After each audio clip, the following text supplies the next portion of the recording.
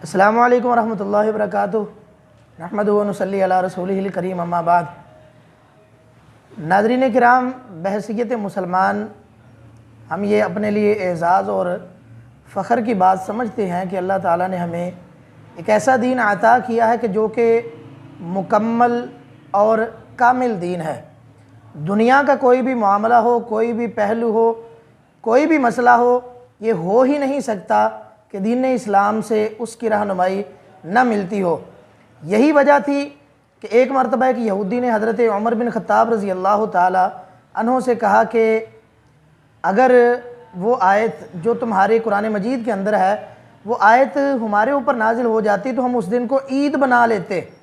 حضرت عمر رضی اللہ تعالیٰ عنہ نے پوچھا کہ وہ کون سی آیت ہے؟ تو یہودی کہنے لگا کہ وہ آیت جس میں اللہ تعالیٰ نے فرمایا کہ الیوم اکملت لکم دینکم واتممت علیکم نعمتی ورضیت لکم الاسلام دینا، کہ آج کے دن میں نے تمہارے دین کو مکمل کر دیا، اپنی نعمت کو مکمل کر دیا اور اسلام کو بطور دین پسند کر لیا۔ حضرت عمر بن خطاب رضی اللہ تعالیٰ نے فرمایا کہ میں جانتا ہوں کہ یہ آیت کہاں پہ نازل ہوئی تھی۔ اس دن اللہ تعالیٰ نے ہماری ایک نہیں بلکہ دو عیدیں جمع کی تھیں۔ تو ناظرین کرام، ہمیں اس سے یہ معلوم ہوتا ہے کہ ہمارا دین اس قدر کامل ہے کہ سابقہ دینوں والے لوگ بھی اس چیز کو ترسا کرتے تھے۔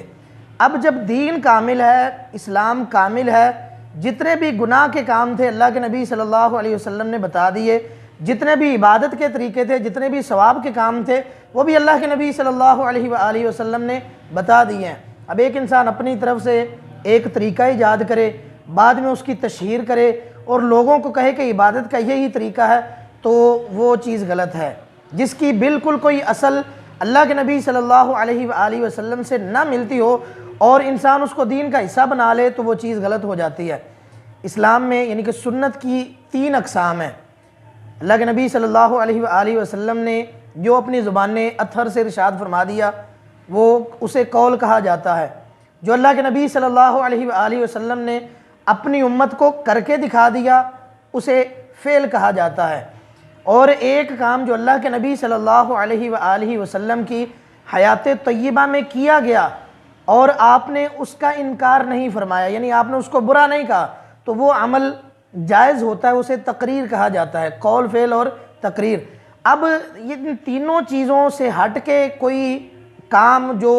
اللہ کے نبی صلی اللہ علیہ وسلم کی وفات کے بعد، صحابہ کرام کے گزر جانے کے بعد، تبع تابعین وغیرہ کے گزر جانے کے بعد کسی زمانے میں ایک چیز شروع ہوتی ہے تو اس چیز کو مسنون سمجھ لینا یا اسے عبادت یا تقرب کا ذریعہ سمجھ لینا، اسے بدعت کہا جاتا ہے۔ تو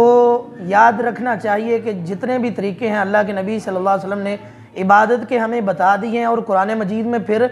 ہمیں اس حوالے سے واضح ہدایت دے دی ہے کہ یا ایھا الذین آمنوا لا تقدموا بین یدی اللہ ورسولہ واتقوا اللہ، ایمان والو تم اللہ اور اس کے رسول سے آگے بڑھنے کی کوشش مت کرنا، اللہ سے ڈرتے رہنا۔ تو بسا اوقات یہ ہوتا ہے کہ کسی انسان کو ایک چیز سے منع کیا جاتا ہے تو اس کا یہ اعتراض ہوتا ہے کہ دکھائیے کہاں پہ منع ہے، یا پھر یہ کہ کام تو جائز ہی ہے نا، پڑھنا تو قرآن مجید ہی ہے، یا رکھنے تو ہم نے کرنا تو یہ کام ہے، یا کرنا تو صدقہ و خیرات ہی ہے۔ لیکن اگر اللہ کے نبی صلی اللہ علیہ وسلم نے وہ کام نہیں نہ کیا تو ہمیں بھی اپنی مرضی سے وہ کام نہیں کرنا چاہیے۔ تو اس سلسلے میں گزارش ہے کہ ایک واقعہ اللہ کے نبی صلی اللہ علیہ وسلم کی زندگی میں پیش آیا۔ 3 لوگ اللہ کے نبی صلی اللہ علیہ وسلم کے گھروں میں آئے اور امہات المومنین سے نبی کریم صلی اللہ علیہ وسلم کا معمول پوچھنے لگے کہ حضور کا عبادت کا طریقہ کیا ہے۔ جب ان کو بتایا گیا کہ اللہ کے نبی صلی اللہ علیہ وسلم رات کے وقت قیام کیا کرتے ہیں، دن کے وقت روزہ رکھتے ہیں، صدقہ و خیرات بے شمار کرتے ہیں، عبادات کا اہتمام کرتے ہیں، تو انہوں نے جب یہ بات سنی تو اپنے آپ کو انہوں نے کمتر سمجھا۔ یعنی انہوں نے یہ سمجھا کہ اللہ کے نبی صلی اللہ علیہ وسلم جو کہ معصوم عن الخطا ہیں، اس کے باوجود بھی حضور اس قدر عبادات کا اہتمام کرتے ہیں، ہمیں تو اس سے کہیں زیادہ کرنا چاہیے۔ تو کیا ہوا کہ تینوں نے نا ایک عہد کیا۔ ایک کہنے لگا کہ فانا اصلی اللیل ابدا، کہ میں ہمیشہ رات کو یعنی پوری رات نماز ہی پڑھتا رہوں گا اور کبھی سوؤں گا نہیں۔ اور دوسرا کہنے لگا کہ میں ہمیشہ روزے ہی رکھوں گا، یعنی ہر روز میں روزہ رکھوں گا، کبھی میں روزے کا ناغہ نہیں کروں گا۔ اور تیسرے نے کہا کہ میں بیویوں سے علیحدہ ہو جاؤں گا، کبھی شادی نہیں کروں گا، بس اللہ کی عبادت ہی کرتا رہوں گا۔ تو جب اللہ کے نبی صلی اللہ علیہ وآلہ وسلم کو اس معاملے کی خبر ہوئی تو آپ نے فرمایا، ان تینوں کو بلا کے کہا کہ تم وہ لوگ ہو جنہوں نے یہ باتیں کی ہیں؟ انہوں نے کہا کہ جی اللہ کے نبی صلی اللہ علیہ وسلم ہم نے یہ باتیں کہی ہیں۔ تو اللہ کے نبی صلی اللہ علیہ وسلم نے وہاں پہ ایک بات ارشاد فرمائی کہ اما واللہ انی لاخشاکم للہ، کہ اللہ کی قسم تم میں سب سے زیادہ اللہ سے ڈرنے والا ہوں اور سب سے زیادہ تقوی میرے دل کے اندر ہے، لیکن میں روزہ رکھتا بھی ہوں، روزے چھوڑتا بھی ہوں، یعنی میں روزے مسلسل بھی رکھتا ہوں، چھوڑتا بھی ہوں، اور میں رات کو نماز بھی پڑھتا ہوں، سوتا بھی ہوں، اور میں نے بیویوں سے شادیاں بھی کی ہوئی ہیں، لیکن یہ بات یاد رکھنا کہ فمن راغب عن سنتی فلیس منی، جس نے میری سنت سے بے رغبتی کی اس کا مجھ سے کوئی تعلق نہیں۔ اب دیکھیے تینوں کا عزم تو بہت اچھا تھا کہ ساری رات نماز پڑھتے رہنا اور ہمیشہ روزے رکھتے رہنا اور بیویوں سے علیحدہ رہ کے ہمیشہ عبادت ہی کرتے رہنا، لیکن اللہ کے نبی صلی اللہ علیہ وسلم نے ان کو منع کیا، اس وجہ سے منع کیا کیونکہ وہ کام اللہ کے نبی صلی اللہ علیہ وسلم کی بتائی گئی حدود و قیود سے بڑھ کے کرنے کی کوشش کر رہے تھے۔ یہ صحیح بخاری شریف کی روایت ہے، 5063 نمبر یہ روایت ہے جس میں یہ سارا واقعہ بیان کیا گیا ہے۔ تو دوستو عرض کرنے کا مقصد یہ ہے کہ جب بھی کوئی معاملہ عبادت کا ہو تو کوشش یہ کی جائے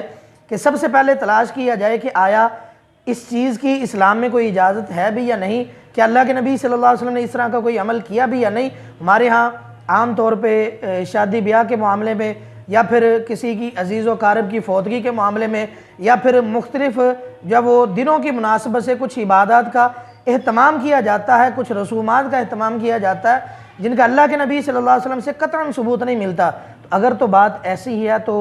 ہمیں اس چیز سے ڈرنا چاہیے کہ کہیں ہم اللہ کے نبی صلی اللہ علیہ وسلم کے طریقے سے آگے بڑھنے کی کوشش تو نہیں کر رہے۔ تو جو کام اللہ کے نبی صلی اللہ علیہ وسلم سے ثابت نہ ہو اور اسے دین کا حصہ سمجھ کے اس کے اوپر عمل کیا جائے اور اس کو شدت اس کے اوپر اختیار کی جائے، تو اس کے بارے میں سیدہ عائشہ رضی اللہ تعالیٰ عنہ بیان کرتی ہیں۔ صحیح مسلم شریف کی روایت ہے کہ اللہ کے نبی صلی اللہ علیہ وسلم نے فرمایا من احدث فی امرنا ھذا ما لیس منہ فہو رد، کہ جس انسان نے ہمارے اس دین کے معاملے میں کوئی ایسا کام ایجاد کیا جس